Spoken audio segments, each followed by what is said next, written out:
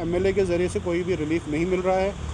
अगर एमएलए साहब को जो उनकी कॉन्स्टिट्यूंसी में जो ये आफत आई थी, उनको वहाँ बैठना चाहिए था और ये सारा रिलीफ का काम कर लेना चाहिए था। लेकिन हैरानगी इस बात पे हुई कि इतने दिन गुजरने के बाद भी कोई भी स्टेप्स नहीं लिए गए और रिलीफ तक नहीं दिया गया उनको। वो जो मलबा खुद निकाल रहे थे वहाँ पे।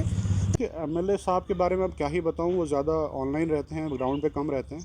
एमएलए साहब ने एक का काम काट लिया और अपने एक चमचे को दे दिया। इसका मतलब ये कि दूसरा जो जॉब कार्ड होल्डर था, जिसका काम था, वो भी तो गरीब ही था। तो ये वहाँ पे डोनेशन किया तो वो भी ऑनलाइन ही डोनेशन थी, मतलब कैमरे के सामने ही सब कुछ करते हैं वो। बिस्मिल्लाहिर्रहमानिर्रहीम।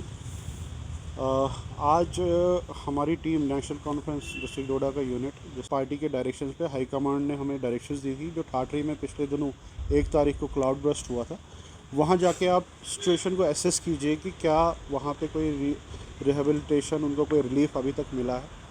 उसी सिलसिले में हमने आज वहाँ विज़िट किया और हमने देखा कि वहाँ पे अभी तक कोई रिलीफ उनको मिला नहीं है। मलबा सबसे ज़्यादा जो डैमेज हुआ है वो मदरसे के अंदर हुआ है। मदरसे में मलबा पड़ा हुआ है, वहाँ मुश्किल से अल्लाह का शुक्र है कि जान बची है, वहाँ छोटे छोटे बच्चे पढ़ते हैं।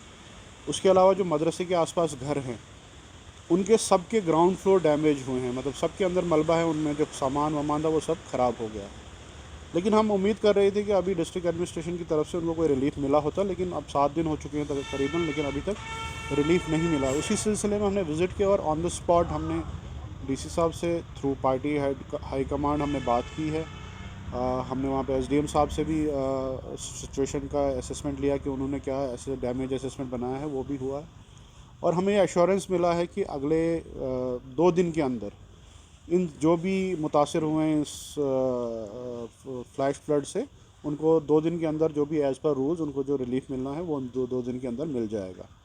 लोगों की वहाँ अक्सर ये शिकायत थी कि भाई यहाँ पे बहुत सारे आए, सब ने फ़ोटो खिंचवाए, लेकिन हमने एश्योर किया कि हम पार्टी हाई कमांड की तरफ से आए, सरकार की तरफ से आए, हमें डिप्टी सीएम की इंस्ट्रक्शंस थी कि आप वहाँ पे जाइए तो और आप हमें रिपोर्ट दीजिए कि क्या है। तो हमने उनको उन तक भी रिपोर्ट पहुँचाई है कि अभी तक वहाँ पे क्या क्या हुआ है। तो हमने वहाँ भी लोगों को एश्योर किया है कि 2 दिन के अंदर आपको रिलीफ मिल जाएगा। और जो मेन मुद्दा है वहाँ पे कि जो ये मलबा पड़ा हुआ है कमरों के अंदर, घरों के अंदर, वो निकालना, उससे बीमारियाँ फैलने का भी डर है। वहाँ पे स्मेल अब हो रही है, ज़्यादा से ज़्यादा बढ़ती जा रही है, वो बीमारियाँ फैलने का भी डर है। तो मलबा जितनी जल्दी वहाँ से उठाया जाएगा उतना बेहतर होगा वहाँ के आवाम के लिए। और जो छोटे छोटे बच्चे हैं, बूढ़े हैं, वो कोई बीमारी ना फैल जाए वहाँ पे, वो इसलिए इम्पॉर्टेंट है। तो डीसी साहब को भी शायद ये इंस्ट्रक्शंस चीफ मिनिस्टर ऑफिस से पास हो गई हैं अभी तक कि आप जल्दी से वहाँ पे रिलीफ का काम शुरू कर दीजिए। मुझे बताइएगा, कंसर्न जो एमएलए हैं वो कह रहे हैं कि मैंने पूरे जम्मू कश्मीर की आवाम की आवाज़ सुनने जो है वो कश्मीर जा रहे थे, लेकिन उनकी कॉन्स्टिट्यूंसी का हाल आप ये बता रहे हैं कि वहाँ पर मलबा बाहर निकला है, कोई रिलीफ अब तक नहीं मिला है। हालांकि परसों उनकी भी फ़ोटो शोज डील्स वगैरह बहुत सी आई वहाँ पर, उस पर क्या कितनी होगी? देखिए, एमएलए साहब के बारे में अब क्या ही बताऊँ, वो ज़्यादा ऑनलाइन रहते हैं, ग्राउंड पे कम रहते हैं। तो हर चीज़ वो देखेंगे कि आप वो अब परसों देखा उनने वहाँ पे डोनेशन किया तो वो भी ऑनलाइन ही डोनेशन थी, मतलब कैमरे के सामने ही सब कुछ करते हैं वो। असल में ग्राउंड पे देखेंगे आप, लोग इस वक्त बहुत परेशान हाल हैं। ये ठाठरी की बात ही नहीं है, ये आप पूरी कॉन्स्टिट्यूंसी में आप ज़रा ग्राउंड सर्वे कर लीजिए, लोग परेशान हैं। लोगों के कोई काम, उनके ज़रिए कोई काम नहीं हो रहे। जो उन्होंने वो इनकलाब लाने का बोला था लोगों को, मैं इनकलाब लाऊंगा, वो इनकलाब लोगों को कहीं दिख नहीं रहा है। अगर आप वो नरेगा की बात कर रहे हैं, नरेगा का मैं ये कर रहा हूँ, वो कर रहा हूँ, एक लाइव एग्जांपल है। अभी जो ये इजलास होते हैं पंचायतों में, वहाँ पे पब्लिक आवाम डिसाइड करती है कि भाई हमने क्या काम रखने, क्या नहीं रखने। पब्लिक का इजलास हुआ, उनने काम रखे हैं, एमएलए साहब ने एक का काम काट लिया और अपने एक चमचे को दे दिया।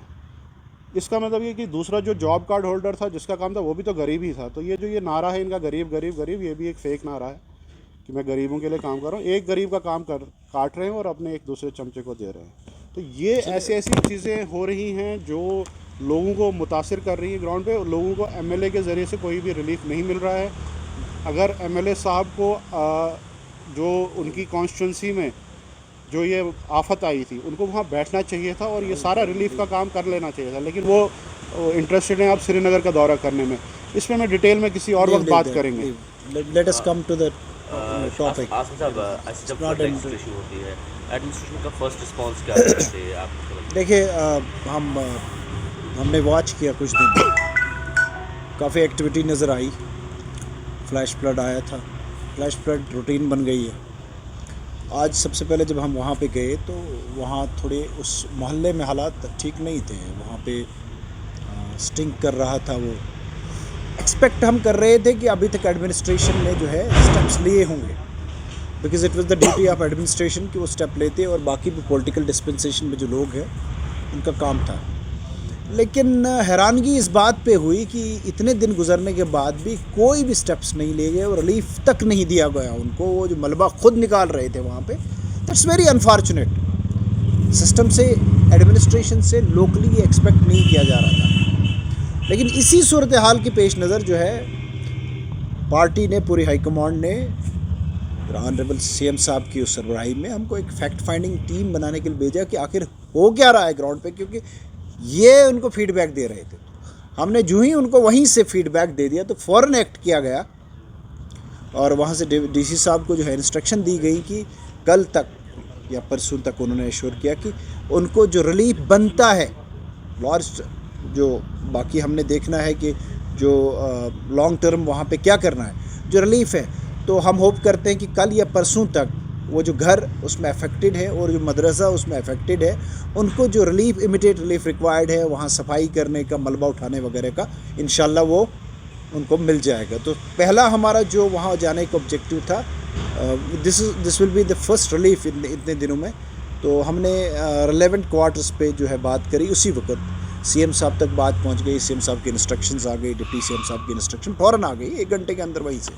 सो दैट इज़ डन इंशाल्लाह। दूसरा, वो तो वहाँ पे लोकली ये देखना है ठाठरी में कि वो जो आया है फ्लैश फ्लड, उसको लेके भी हमारी बात हुई और उसको लेके डीपीआर तैयार हो रही है और उसको प्रॉपर जो चैनल होगा उसका नीचे तक बना दिया जाएगा। लेकिन ये ठाठरी की खाली बात नहीं है, हमको लॉन्ग टर्म इसमें बाकी जगहों को भी देखना पड़ेगा। और मैं अक्सर कहता हूँ कि कोई भी काम जो है लोगों की कोऑपरेशन के बगैर नहीं होगा। मैंने वहाँ पे भी कहा है उनको, और यहाँ आपके ज़रिए भी कहूँगा, हमने जो करना है गवर्नमेंट ने करना, गवर्नमेंट कमिटेड है करने के लिए। डिस्पाइट द लिमिटेशंस, जो सबको पता है गवर्नमेंट डिलीवर कर रही है। गवर्नमेंट ने बहुत कुछ डिलीवर किया है।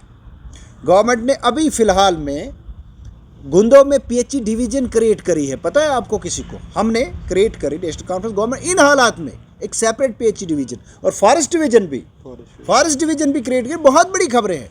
गवर्नमेंट ने हज़ारों लोगों को, जिनका कोई एक्सपेक्टेशन ही नहीं था कि उनको कोई रेगुलराइज करेगा, वो जो बेचारे वो सीपी वर्कर्स थे, थाउजेंड्स में इसी गवर्नमेंट कोशिश कर रही है कि जो है वैकेंसीज जो ओवर द ईयर्स क्रिएट हुई है डिपार्टमेंट्स में, उनको फिल किया जाए। उसमें भी रिस्ट्रिक्शंस है दिल्ली ज़िले के यहाँ तक, बड़ी मुश्किलात है फाइनेंशियल पावर प्रॉब्लम से जो 7-8 साल से हैं। बहरहाल, इसी के साथ जो दूसरी बात बड़ी इंपॉर्टेंट जुड़ी लोगों के लिए क्या है कि एनवायरनमेंट का ख्याल रखना। पेड़ काटना बंद करें भाई, पेड़ों को जलाना बंद करें। फॉरेस्ट डिपार्टमेंट तो खुद कुछ उसमें देखना है, उनको देखना चाहिए, पता नहीं क्या करते हैं, लेकिन पेड़ों को काटना ये उसी की वजह से सारा कुछ, चाहे वहाँ पे पाटर चिसोटी में हो या यहाँ हो या कहीं और भी हो सकता है कल को। सो हम